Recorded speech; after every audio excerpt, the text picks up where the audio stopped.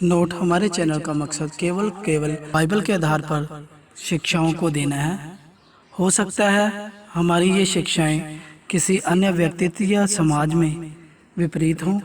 अगर आपको ऐसा लगता है तो इसके लिए हमें खेद है। तो आपसे निवेदन है, अगर आपको किसी प्रकार की भावनाओं को ठेस पहुंचती है तो आप हमारा ये चैनल छोड़कर जा सकते हैं। धन्यवाद।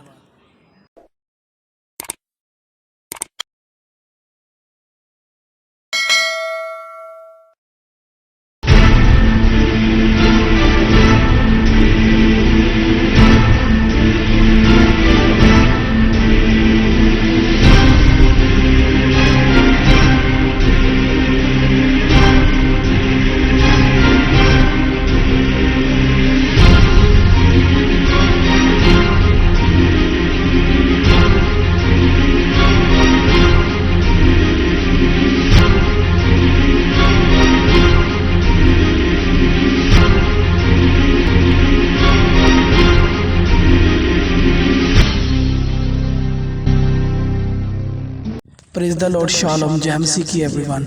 सबसे पहले मैं आप सभी से माफ़ी चाहूँगा कि अपने कुछ कामों में फंसे होने के कारण बहुत देर से इस चैनल में वीडियो मैंने अपडेट नहीं की है। इसके लिए मैं तहे दिल से माफ़ी चाहता हूँ।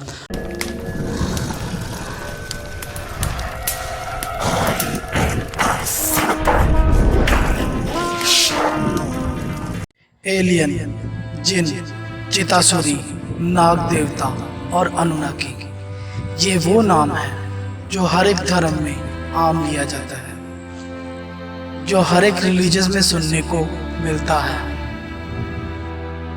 लेकिन बड़ा सवाल ये पैदा होता है कि ये सब आए कहाँ से, इन सब की शुरुआत कहाँ से हुई। वीडियो में मेरे साथ बने रहिए, आपको इसके बारे में पूर्ण रूप से जानकारी दी जाएगी। पृथ्वी की शुरुआत में जब परमेश्वर ने देखा इंसानों की गिनती बढ़ रही है, तब परमेश्वर ने अपने 200 फरिश्तों को माउंट हर्मन पे उतारा। जैसे कि मैंने आपको इसके बारे में हनोक की पुस्तक की जो वीडियो बनाई है उसमें भी बताया है। शुरुआती तौर में जब परमेश्वर ने आदम को बनाया और शैतान ने उसे सीधा चलने ना दिया और भटका दिया, ये बात उस समय की है। ये बात उस समय की है जब आदम और हवा ने परमेश्वर की नाफरमानी करते हुए अपने जीवन का पहला पाप किया था, और इस तरह से पाप ने मनुष्य के जीवन में पैदाइश की थी। उसके बाद इंसान पापी बनता चला गया और पृथ्वी का पहला जो कत्ल था वो काइन ने किया था, जैसे कि आप भली भांति जानते हैं। काइन के बारे में बाइबल में यही जिक्र किया गया है कि वो दूर देश में जाकर उसने किसी के साथ शादी कर ली। लेकिन वो उसने किसके साथ शादी की, सवाल पैदा ये होता है, क्योंकि उस वक्त तो इंसान की शुरुआत भर हुई थी। ये सब जानकारी देने से पहले मैं आप सभी को बता देना चाहता हूँ कि ये सारी जानकारी मैंने बाइबल स्कॉलर्स के सिद्धांतों के हिसाब से ली है। जैसे कि मैंने आपको पहले भी बताया था, इंटरनेट में बहुत सारी किताबों की छानबीन करनी पड़ती है तो आपके लिए वीडियो तैयार करने में, और हमें मेहनत बहुत करनी पड़ती है स्क्रिप्ट लिखने में। तो ये सारी बातें मैं अपनी तरफ से नहीं दे रहा हूँ। इन सब का यकीन करना या ना करना ये आपके ऊपर है। वीडियो शुरू करने से पहले आपके आगे एक रिक्वेस्ट है कि आप हमारा ये चैनल सब्सक्राइब कर लीजिए और पास में लगे घंटी के बटन को भी दबा दीजिए, ताकि आपको हमारी हर एक वीडियो की नोटिफिकेशन मिलती रहे। मसीह में मेरे प्रिय भाइयों बहनों, चलो वीडियो शुरू करते हैं। जैसे कि पृथ्वी की शुरुआत में इंसान के द्वारा कत्ल काइन के हाथ से किया गया था, जिसने कि अपने भाई को ही मार डाला और वो पृथ्वी का भगोड़ा बन गया। जैसे कि आप जानते हैं, शैतान के पास जो कुछ भी है परमेश्वर का दिया हुआ, उसकी तरफ से अपना उसका कुछ भी नहीं है।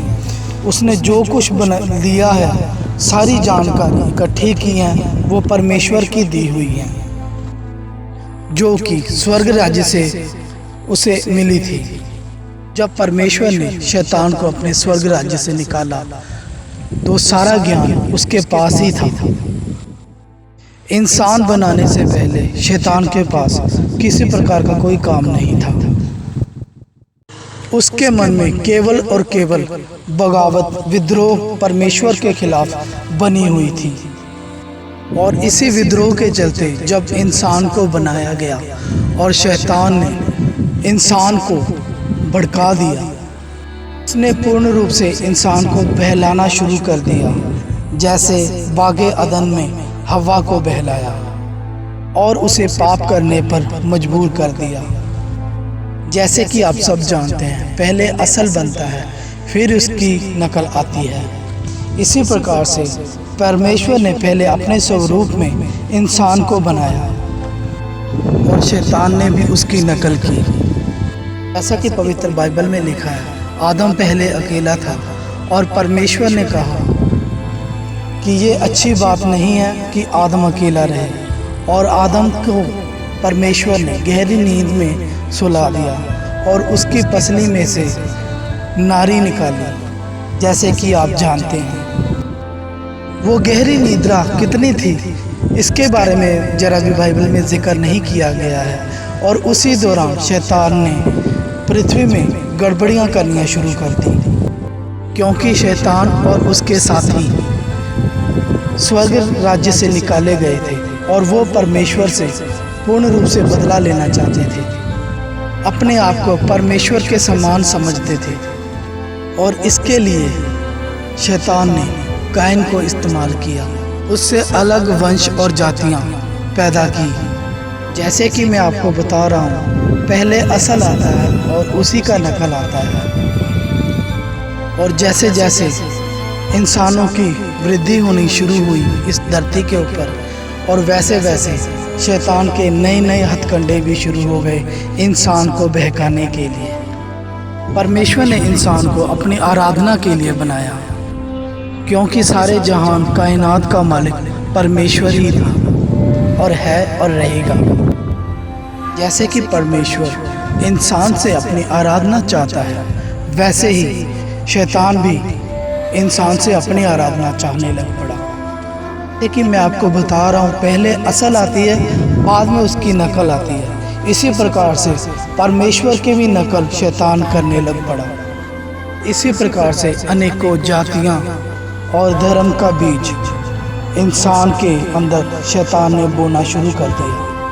और ये सारे जितने भी दूत जो स्वर्ग से निकाले गए थे, जिन्हें स्वर्ग राज्य का अधिकारी ना ठहराया, वो सभी अपने आप में देवता बनने लग पड़े और इंसान से अपनी आराधना करवाने लग पड़े।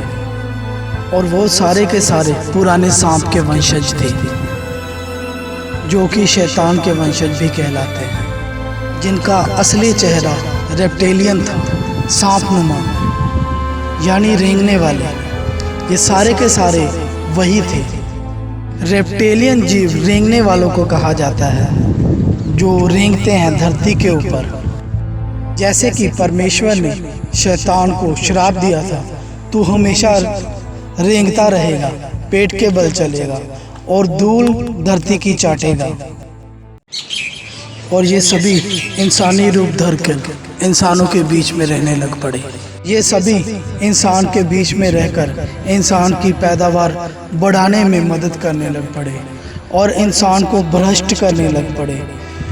तरह तरह के राज जो स्वर्ग राज्य के थे, इन्होंने इंसान को देने शुरू कर दिए। जैसा कि मैंने आपको पिछली वीडियो में भी बताया है, लिंक आप डिस्क्रिप्शन में देख सकते हैं।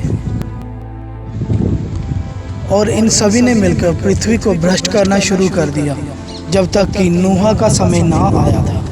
और इन्होंने धरती के ऊपर आकर इंसान के साथ तरह तरह के एक्सपेरिमेंट करना शुरू कर दिए, क्योंकि इनके पास इंसान के बारे में हर एक तरह का जेनेटिक ज्ञान था। इंसान के बॉडी स्ट्रक्चर का मैप हर एक तरह का इनके पास अवेलेबल था। और इन्होंने इंसान के जैसे दिखने वाले अलग अलग तरह के हाइब्रिड बनाना शुरू कर दिए। और एक समय आया नूहा को परमेश्वर ने बेड़ा बनाने के लिए कहा। जैसे कि आप सभी जानते हैं, बाढ़ में सब कुछ तबाह कर दिया। लेकिन जैसे कि मैं आपको बता रहा हूँ, इनके पास अपनी अलग से टेक्नोलॉजी थी जो कि बहुत एडवांस थी, और ये लोग पहले ही पृथ्वी से बाहर निकल गए क्योंकि इनके पास पहले से ही एयरक्राफ्ट मौजूद थे। अगर आज का दौर देखेंगे, आज के दौर में भी इंसान के पास जितनी भी जानकारी है, इन्हीं शैतान के दूतों के द्वारा दी गई जानकारी ही इंसान के पास है। उसी के कारण ये सारी टेक्नोलॉजी आज के दौर में बनाई गई है। जैसे कि मैंने आपको पिछली वीडियो में भी बताया था, हाल ही में किए गए शोध से इन सभी बातों का पता चला। इराक 10 अप्रैल सन 2003। अमेरिका की सेना राजधानी बगदाद में एंटर कर चुकी थी। अभी इराक की फ्रीडम इनके अभियान को चले हुए सिर्फ 3 महीने ही हुए थे, और अमेरिकन सेना जी तोड़ कोशिश कर रही थी व्यवस्था बनाए रखने की।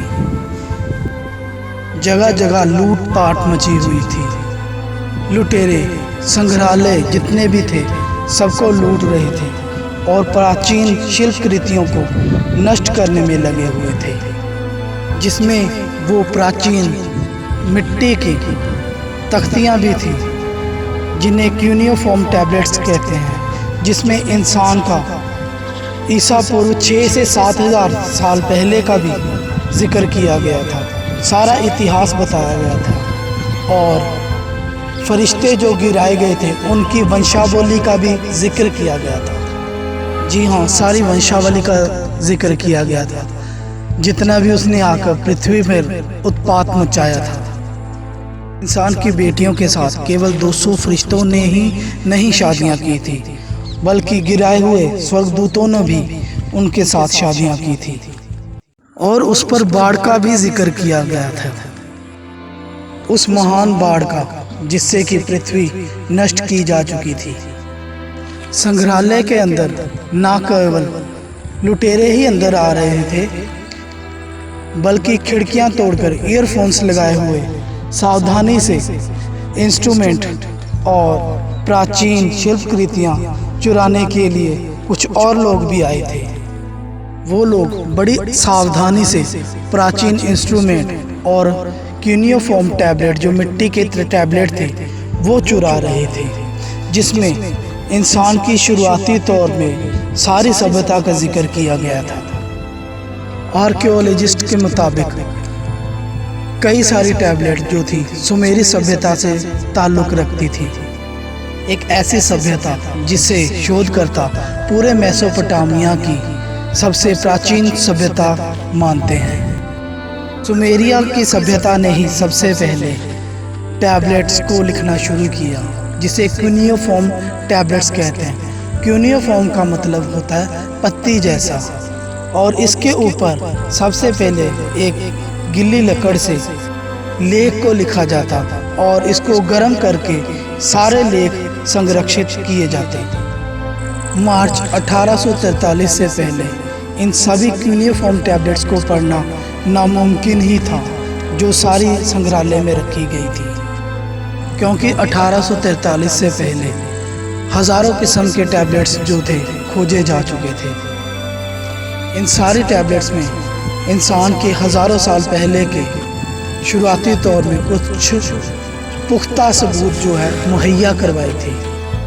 एक प्राचीन फ्रांसीसी वैज्ञानिक जिसका नाम पॉल अनील बोटा था, उसने उत्तरी इराक में, जो कि फैसलाबाद एरिया था, उसने एक प्राचीन भूमिगत इलाके को खोजा था।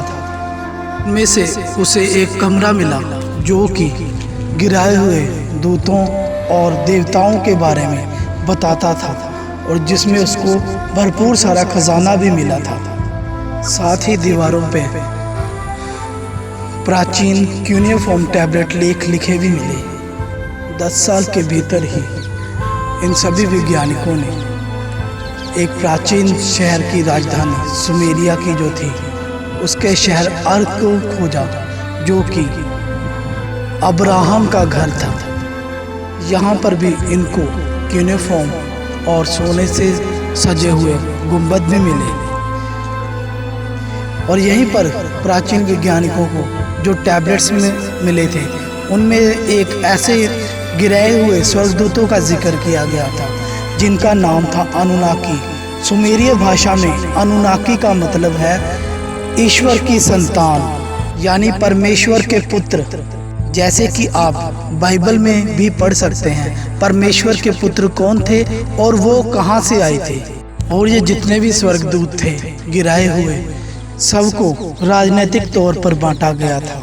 इन सब के अलग अलग पद थे, इन सब की अलग अलग भूमिकाएं थी, जो कि दिखने में बिल्कुल हम इंसानों जैसे थे, लेकिन इनके पर भी थे जैसे कि स्वर्गदूतों के होते थे। ऊंचे जो पद वाले थे वो परमेश्वर की संतानें कहलाती थी, जो कि अनुनाकी होते थे। और जो नीचे पद वाले थे वो पृथ्वी पर पहले से ही रह रहे थे। अनुनाकी के बारे में कहा जाता था ये सारे स्वर्ग से नीचे आए थे, जो कि सारे के सारे परमेश्वर की संतानें थी। जैसे कि ये पृथ्वी में आए, इनका अलग से उद्देश्य बन चुका था, क्योंकि परमेश्वर ने इन्हें किसी और काम के लिए भेजा था और शैतान ने इनको बहकाकर किसी और काम में डाल दिया। और ये सारे जितने भी, चाहे स्वर्ग से गिराए हुए दूत थे या फिर परमेश्वर के भेजे हुए पुत्र थे, ये सारे के सारे अपना रूप बदल सकते थे। सारे के सारे इंसान रूपी वेशभूषा में आ सकते थे। जैसा कि आप जानते हैं पवित्र शास्त्र बाइबल में भी कुछ इसी तरह से वर्णन किया गया है। इसमें कोई अचंभे की बात नहीं है। ये सारे के सारे किसी भी तरह का रूप ले सकते थे। तो मेरे प्रिय मसीह भाई बहनों, आज के लिए इतना ही वीडियो। अगला पार्ट बहुत जल्द ही इसका अपलोड किया जाएगा। आई होप सो आप सभी को इस वीडियो में बहुत सारी जानकारी मिल गई होगी, क्योंकि अगर मैं वीडियो बनाने जाता तो बहुत ज़्यादा लंबी बन जाती, इसलिए मैं इसको 2 हिस्सों में बना रहा हूँ। तब तक के लिए आप सभी को प्यार भरी जय मसीह की। खुदा आप सबको बरकतें दे। आमीन।